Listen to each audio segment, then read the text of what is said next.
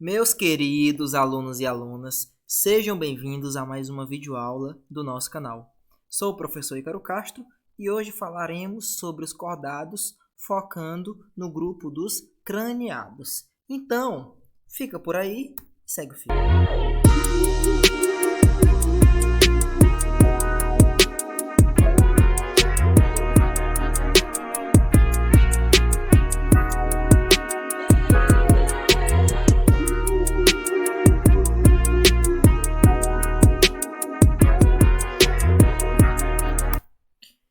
Como vimos na última aula, o filo cordata ele é dividido em três subfilos, o urocordata e o cefalocordata, e esses fazem o grupo dos protocordados.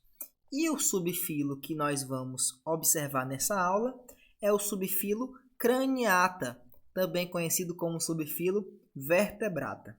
Esses organismos ele tem a característica de possuir um esqueleto axial, formado aí pela parte medial do corpo desse organismo, por exemplo, crânio, caixa torácica, coluna vertebral, e um esqueleto apendicular, nesse caso aqui formado por braços e pernas. Então vamos conhecer um pouquinho mais sobre esse subfilo dos craniatas. Então, o subfilo craniata ele se encontra dividido em alguns grupos. Alguns peixes, anfíbios, répteis, aves e mamíferos, que são os vertebrados que nós conhecemos e que vemos muito no nosso dia a dia. Então, os peixes, eles têm três subdivisões. Nós temos os peixes sem mandíbula, nós temos os peixes cartilaginosos e nós temos os peixes ósseos. Aí, posteriormente, anfíbios, répteis, aves e mamíferos. Então, vamos começar falando sobre o grupo dos peixes agnatos, ou peixes sem mandíbulas. Observem que esses organismos eles não possuem mandíbula, ou seja, aquele osso que permite a abertura e o fechamento da boca. Inclusive permite a capacidade de mastigação, por exemplo, enfim. Então, os agnatos eles não possuem essa mandíbula. Por isso, a forma que eles se alimentam é através principalmente da sucção. Vejam que eles têm aqui uma boca circular formada por vários dentes. E esses dentes eles se ligam à presa e eles sugam o sangue desse organismo para a sua alimentação, principalmente sangue de outros peixes. Então, como exemplos de agnatos, nós temos peixe lampreia e o peixe bruxa. Lembrando que eles não são muito comuns. Na verdade, existem poucos organismos, poucos peixes que se encontram no grupo dos agnatos. A maioria dos peixes está nos grupos dos peixes cartilaginosos e nos peixes ósseos, que veremos um pouquinho mais para frente. Então vamos lá. Peixe cartilaginoso. Qual sua principal característica? É que esses organismos eles não possuem o seu esqueleto interno propriamente de osso, e sim formado por cartilagem. E nesse grupo se encontram, por exemplo, raias, arraias, tubarões. Uma característica importante desses organismos é que ele tem claspers na sua parte ventral, que é como se fosse uma nadadeira modificada que tem a função de reprodução. Então, o tubarão macho, ele coloca o seu clasper na fêmea, que é, como eu disse, uma nadadeira modificada, e a partir daí ele libera os seus espermatozoides para que aconteça a reprodução, sendo que nesse caso a fecundação é interna. Ou seja, o macho ele penetra a fêmea para fecundar os óvulos. Eles podem ser ovíparos ou ovovivíparos. E é interessante que isso é diferente porque a maioria dos peixes não possui fecundação interna, e sim fecundação externa, mas nesse caso aqui a fecundação ela é interna. Vamos agora falar sobre os peixes mais comuns, os peixes mais presentes no nosso dia a dia, que são os peixes ósseos. Esses peixes, eles são dioicos, ovíparos e, claro, tem fecundação externa, como eu falei anteriormente. Ou seja, por que são dioicos? Porque na reprodução, cada organismo tem um tipo de sexo. O macho tem um órgão sexual masculino e a fêmea tem um órgão sexual feminino. Ou seja, nunca o mesmo indivíduo vai ter os dois órgãos. A fecundação é externa porque esses organismos não penetram a fêmea para a reprodução.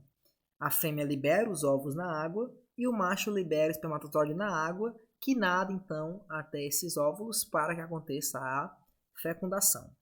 E a principal característica desse grupo, como o próprio nome disse, é que seu esqueleto ele é feito por osso, por isso são os peixes ósseos.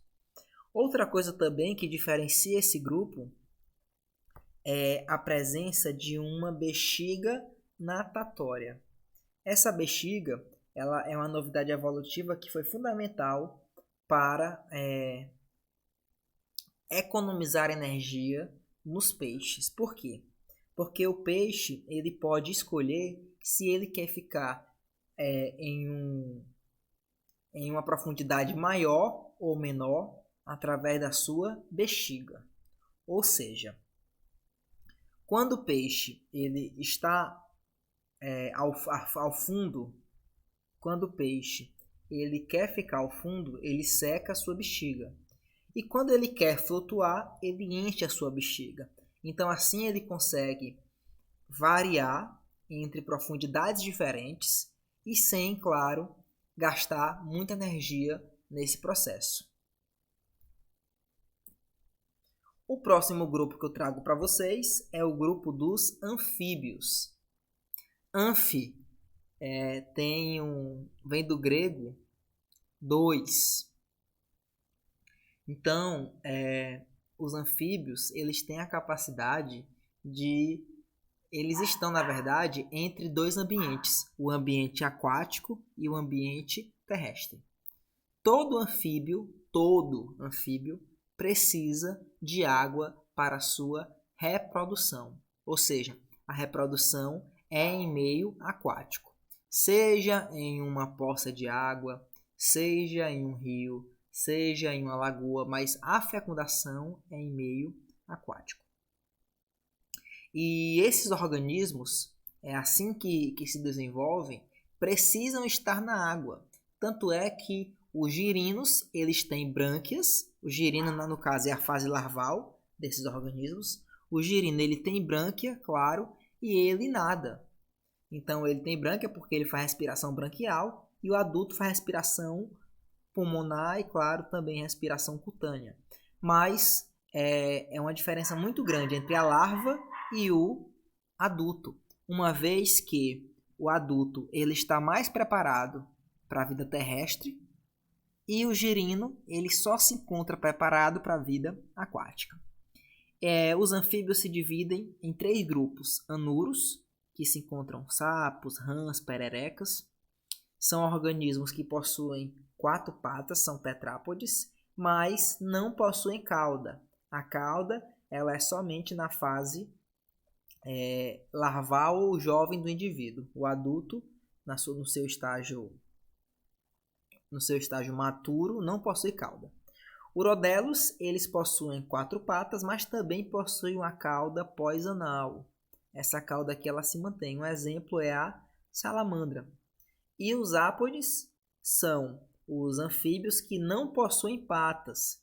Eles parecem, de certa forma até parece com uma cobra, mas não é. Isso aqui é um anfíbio. Nesse caso aqui, um indivíduo do grupo Amphisbena. Algumas características legais desse grupo é que eles possuem glândulas mucosas que permitem a liberação de muco na pele, deixando esse organismo muito viscoso e facilita então as trocas gasosas, porque o sapo, não só sapos, mas os anfíbios em geral, eles não utilizam somente a respiração pulmonar, mas também a respiração cutânea. Então, estar com a pele sempre cheia de muco facilita esse processo. Outra coisa interessante é a fecundação desses organismos. Então, vejam aqui que quando eles fecundam, há a utilização de um abraço chamado amplexo nupcial. Esse abraço que o macho dá na fêmea faz com que a fêmea estimula a fêmea a liberar os óvulos para que o macho possa posteriormente fecundar esses óvulos. E a fecundação também é externa.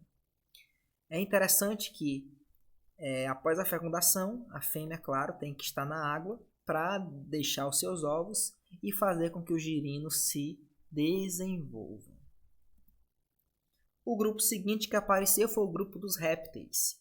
E eles têm uma capacidade muito grande de se adaptarem ao calor.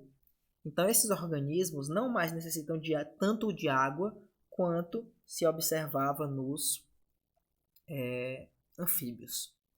Aqui nós temos os 3 principais grupos, que são os escamatos, onde se encontram os répteis com escamas, como cobras, lagartos, dentre outros.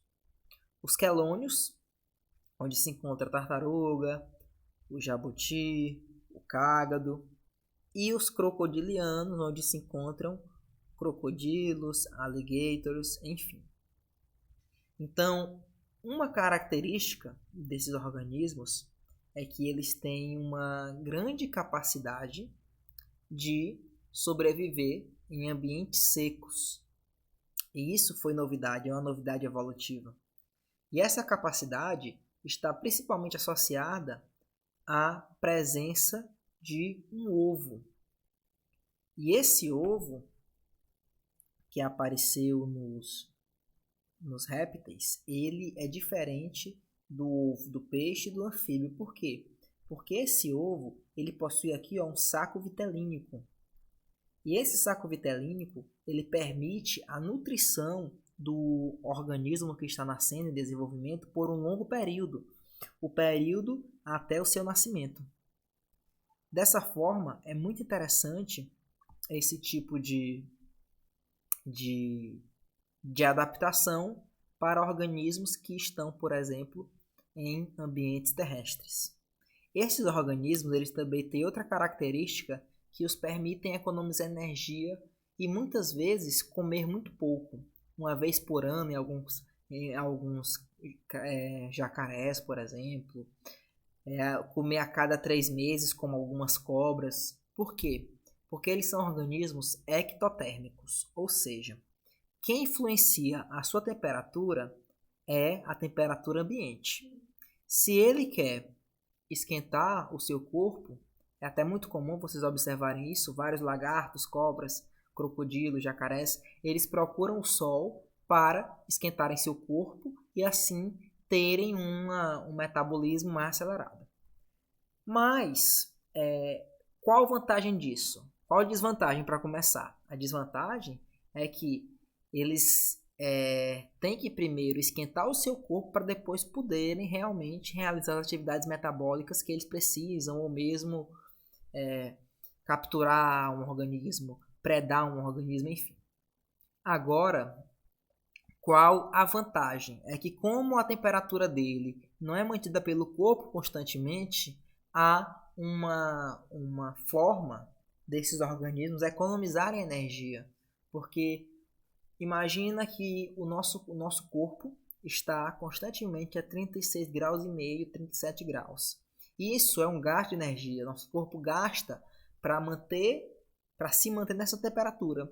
Já eles não têm esse gasto, uma vez que a temperatura deles é definida pelo ambiente em que eles se encontram.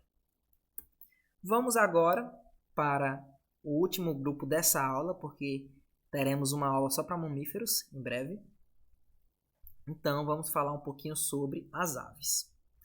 As aves, eles são organismos únicos, e os únicos, claro, a ter penas. Pena é uma característica exclusiva de aves. Esses organismos também têm um bico e não possuem dentes. E eles também possuem aquele ovo vitelínico que apareceu nos répteis e que se mantém nas aves, que permite, por exemplo, a nutrição do embrião até o seu nascimento. Eles possuem próxima à cauda uma glândula chamada glândula uropigiana, que é essa aqui, ó. E essa glândula, ela secreta uma espécie de óleo que é muito usada principalmente por aves aquáticas, porque quando a ave entra em contato com a água, se ela não estiver protegida, ela se molha, fica pesada e dificulta o voo. Então, essa glândula uropigiana libera uma secreção, um óleo, que o organismo passa nas suas penas e assim elas não molham em contato com a água. Então, como eu disse, é muito comum se ver essas glândulas sendo usadas em organismos, em aves, realmente, que estão em contato direto com o meio aquoso, como por exemplo pinguins. Uma coisa interessante também que nós vemos no grupo das aves é que há um dimorfismo sexual, ou seja, geralmente o macho ele é diferente da fêmea. E nesse caso, o macho ele geralmente é mais bonito, tem mais cores, tudo isso para chamar a atenção da fêmea. Então, na evolução, houve aqui essa mudança. O macho, vejam aqui essa espécie continua, tem uma cor muito vermelha, muito vibrante, e a fêmea tem uma cor muito discreta, porque, claro, ela não precisa ser colorida, uma vez que ela é quem escolhe o macho. E o macho tem que ser muito bonito, tem uma cor muito bonita, porque ele que é o escolhido. Então, querido aluno, querida aluna, na próxima aula falaremos sobre os mamíferos